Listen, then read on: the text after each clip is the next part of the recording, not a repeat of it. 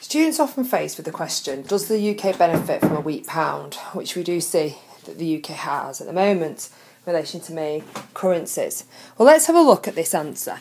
So the first part you would say, yes, okay, that as on the side I've drawn here on the side of the piece of paper, you see I've written spiced, strong pound, imports cheaper, exports dearer. So therefore, if we have a weak pound, imports will be cheaper, therefore exports will be cheaper, therefore we'll export more. And imports will be more expensive, therefore we'll import less. Both of these things should help to increase aggregate demand because X minus M is a component of aggregate demand. Aggregate demand is made up of C plus I plus G plus X. So therefore, if there's an increase in X and a decrease in M, this should increase aggregate demand. And if we're in a recession, which we are at the moment, then any increase in aggregate demand will help us to move along the aggregate supply curve towards full employment. This is particularly important as it should help us with our failing manufacturing industry, which is hoping to be able to start selling more abroad because the prices are now cheaper. Okay, in the UK, we do produce some manufactured items and they are sold in a very, very competitive markets abroad. These are goods which tend to be more price elastic, and therefore keeping prices low is important to be able to increase the amount of sales and therefore revenue these businesses have. However, in the UK we tend to import an awful lot of foodstuffs and products and commodities which we need. These are oil, timber, food, cotton. And when our pound is weak, the price of these rise. So the price of oil rises, the price of timber rises, food and cotton rise. Now these are really important commodities. Without these commodities we won't be able to buy anything else. Even for you to go and buy your local food shop from Tesco, well, that's going to have implications for you because the fact that the food needs to be moved around the country, which oil prices being high means it's going to cost more for your food.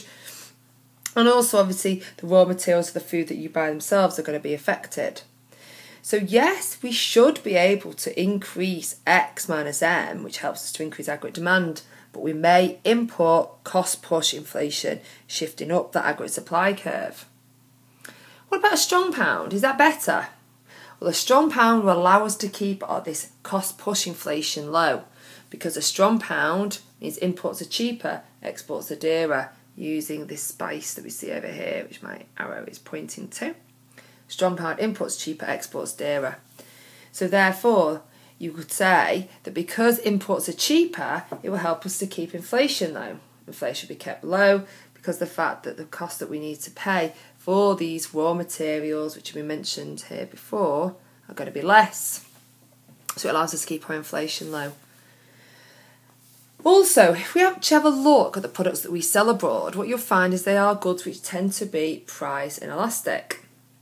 They are goods like shipping, pharmaceuticals, they're goods like accountancy, legal services, high-end fashions, and these are goods which tend to be price inelastic, and therefore if the price of them rise, it shouldn't have a large effect on the quantity demanded. So all in all, in a basic level, yes, obviously a weak pound benefits us because the fact we export more and we import less, which helps us shift out this aggregate demand curve, shifts at aggregate demand because C plus I plus G plus X minus M increases because exports are increasing. However, we're bringing in cost push inflation. A strong pound could be argued could be better because it helps us keep cost push inflation low. Particularly in the UK, we have to import a large amount of our goods. But also the goods that we in the UK export are goods which tend to be price inelastic and therefore can sustain an increase in prices to the consumer and they'll still be bought. Now this would obviously be different to somewhere like America or somewhere like China.